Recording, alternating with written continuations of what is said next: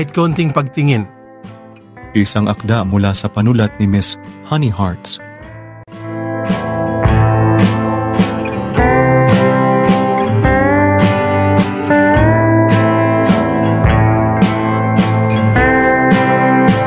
Ang 13 kabanata.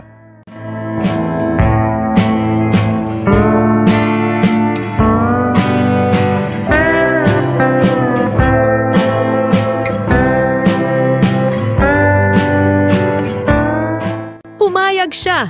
Magdi-date kaming dalawa bukas? Masayang-masaya niyang balita, sabay tili sa sobrang kilig. Tumili rin ang mga baliw sa sobrang kilig para sa kanya. Sabi ko na nga ba mag-work ito eh. Ako nakaisip nito. Nagmamalaking saad naman ni Olivia. Yeah, our plan was really worth it. Nakipag-appear pa si Rebecca sa huli. I was the one who insisted her to call Liam to invite him tomorrow. Hindi rin nagpahuli si Annabelle. Pati na rin si Caitlin. Tumulong din ako para maging successful ito. Oh, kaya sobrang thank you sa inyo girls. Hindi ko magagawa ito kung hindi dahil sa tulong ninyo. Naku, ano ka ba? Maliit na bagay, sis. Humalakhak si Olivia. Nagtawanan sila ng ilang sandali, tapos bigla niyang naalalang kailangan niyang maging sobrang ganda at attractive sa date nila ni Liam bukas. Rebs, I think I'll be needing your help for my date tomorrow. Sure, dear. What can I do to help you? Gusto kong ayusan ninyo ulit ako ni Olivia ng sexy na tulad ng taste ninyo sa fashion. Of course, we'll do that. Kaya nga, magsa-shopping tayo ngayon. Oh yeah. Cheerful namang sang-ayon ng tatlo, saka mas binilisan pa ni Olivia ang pagdadrive papuntang mall. Yun nga ang ginawa nila, ipinag-shopping siya ng mga pinsan ng mga damit na babagay at magpapasexy sa kanya para sa date nila ni Liam bukas. Kinabukasan, excited siyang pumunta ng restaurant kung saan naghihintay na si Liam.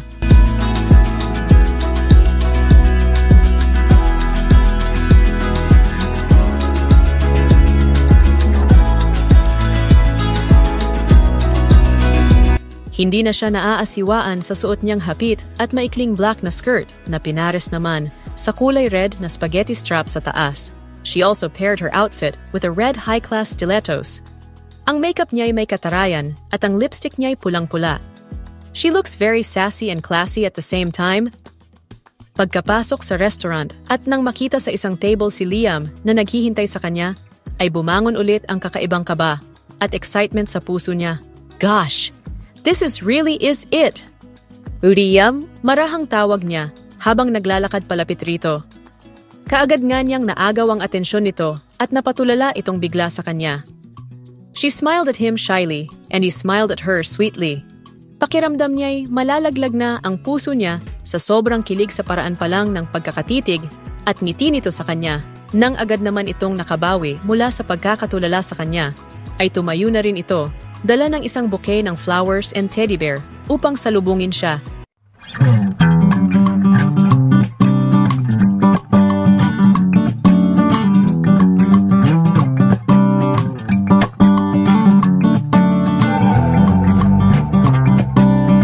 Althea. Humalik ito sa kanyang pisngi tapos iniabot ang flowers and bear. For you. Happy Valentine's Day. Sobrang nangingiti siya sa kilig. Thanks, Liam. Happy Valentine's Day. May nakapagsabi na ba sa'yo na ang ganda-ganda mo ngayon? Talaga, Liam? Yes, Thea. Sobra.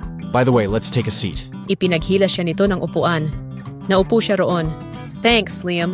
Umorder sila at pagkarating ng mga makakain ay nagkwentuhan sila. May ilang mga bagay-bagay na ikinuwento ang binata sa kanya tungkol sa buhay nito noong minsang manirahan sa New York. At siya rin naman ay nagkwento ng mga masasayang karanasan sa buhay, kasama ng mga kalog at baliw niyang mga pinsan. Ang saya siguro ng marami kayo, no? Magiliw na tanong nito. Naku, oo, Liam. Sobra. Pakiramdam mo'y totoong mga kapatid mo na sila. Mga best friends mo pa. Sama-sama sa saya at mga kalokohan. Magiliw din niyang kwento. Ngumiti ito at nagpatuloy sa pagkain. Ikaw ba? May mga pinsan ka rin bang sobrang close mo, Liam? May mga close, oo. Pero hindi gaano saka hindi tulad ninyong parang magkakapatid na talaga sa sobrang bond. May mga kanya-kanya kasi kaming buhay. Ganun ba? Yeah. Dalawa lang din kaming magkapatid. Actually, 3 nga sana eh. Nasaan yung isa? She died when we were in high school. Na-aksidente. I'm sorry, Liam. No, it's okay. Iling nito. You know what? She was very close to me. Yung bonding namin nung nabubuhay pa siya ay tulad din ng bonding ninyong magpipinsan. We were actually partners in crime. We never let each other down. Kapag may kalokohan siya, tinutulungan ko siyang magpalusot kina mommy at daddy. Kapag ako naman ang may kalokohan, hindi rin niya ako pinababayaan. Kailangan kapag may napalo na isa sa aming dalawa, dapat damay-damay na kami.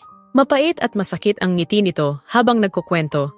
Pakiramdam niya ay pinupukpok ng kung anong matinik na bagay ang kanyang puso sa kwento nito. Liam. That's why masyado akong nasaktan nung nawala si Ate Virgie. How about your other sibling? Magkasama pa ba kayo ngayon? Tumango ito.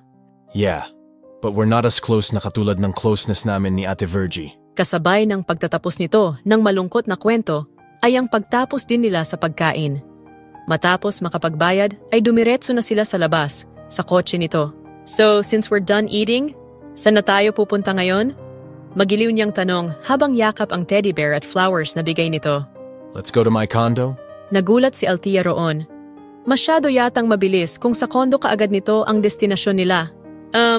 Let's watch a movie na lang. Kaagad niyang naisip. Ang dami pa naman yatang magagandang palabas sa sinihan ngayon. Movie? You sure? Alanganing tanong nito. Tumango siya. Oo, bakit? Ayaw mo ba, Liam? Nahimigan niya ang lungkot bigla sa sariling tinig. Hindi naman sa ayaw ko. Medyo nagulat lang ako sa gusto mo. Anyways, let's go. Let's watch a movie. Pinagbuksan siya nito ng sasakyan. Nagtaka sa gusto niya? Yun nga kadalasan ang gusto ng mga babae kapag nakikipag-date, di ba? Ang manood ng sine after kumain. Nais pa sana niyang magtanong, ngunit hindi na lamang niya binanggit bagkus, ay sumakay na lamang sa kotse nito. Nakarating sila sa mall at pumili ng panunoorin sa cinema section. Nasa kabilang banda si Althea at tinitingnan ang poster ng isang Bollywood movie na may horror comedy genre. Samantalang nang tingnan naman niya si Liam sa kabilang banda, ay nakatingin ito sa poster ng erotic-themed movie na 50 Shades Darker. Mukhang interesado ito roon. 50 Shades. Tinanong siya nito. Umiling siya't ngumiti tapos ay hinila ito sa kabilang banda. Patungo roon sa gusto niyang movie. Mas maganda to, Liam. Horror comedy. Mga Indian ang characters and believe me, they are very effective in making people laugh. Totoo yon. Maganda ang Bollywood movies when it comes to comedy. 3 Idiots was one of the evident. Nangingiting nawiwirduhan ito sa kanya. Maybe because of her taste? Sigurado kayan gusto mong panoorin natin? Siguradong tumango-tango siya. Well then, okay. Suko naman nito. Hindi pa nag-umpisa ang palabas pagkapasok nila sa loob ng sinehan at nakaon pa ang ilaw, kaya sinamantala niya ang pagkakataong yon para mag-selfie sila. Game rin naman ang binata na nag-picture-picture. Ilang sandali pa'y nag-umpisa rin ang palabas at buong durasyon ng panunood nilang dalawa ay wala silang ibang ginawa, kundi ang tumawa lamang ng tumawa kasama ng iba pang mga nanunood. Napuno ng halakhakan ng viewers ang sinehan dahil sa pelikula, kaya hanggang sa matapos at makalabas sila ay tawa pa rin ng tawa sina Althea at Liam. Whoa, great movie though. So funny. Haha. Sumakit yan ko sa katatawa ron ah. Haha, hehe. Grabe, this is the funniest Valentine's Day I've ever experienced, Thea. And the most amazing as well. Pahayag ni Liam nang makaraos sila sa halakhakan. Talaga, Liam? Maging siya ay naging normal na rin.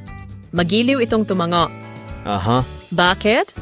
Noong si Ruth or ibang babae ba yung mga kadate mo? Hindi kayo nanunood ng mga pelikula na tulad ng pinanood natin? Umiling ito. Si Ruth kasi hindi siya mahilig magsine. Kung gusto mang manood ay sa kondo ko na lang. She also never watched genres in comedy or horror. She loves watching erotic-themed romance. Maging ang ibang mga babaeng nakadate ko ay ganun din. Napangiwi siyang bigla. Bakit ayaw ng ibang mga babae ang horror o comedy genre ng pelikula? Sobrang nakakatuwa kaya. Nakakawala pa ng stress sa buhay.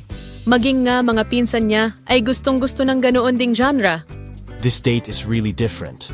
Nung kami pa kasi ni Ruth, matapos naming kumain sa labas, laging gusto niyang dumiretso na lang sa kondo ko. At dun kami tumambay buong maghapon at magdamag.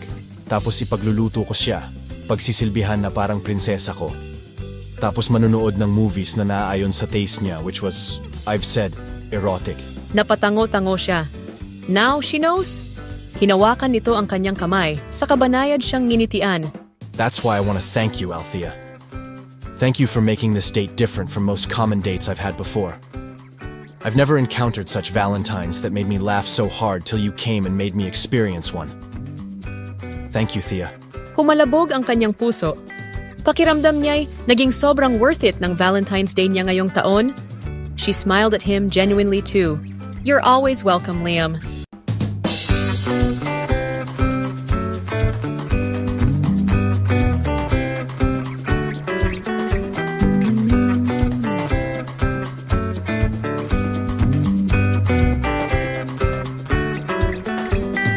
Catch me if I fall.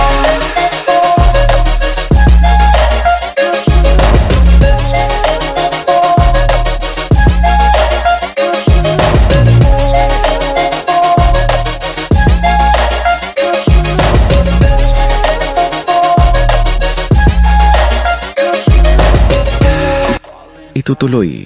Abangan ang susunod na kabanata. I feel good, you look great, I like you, I can't wait.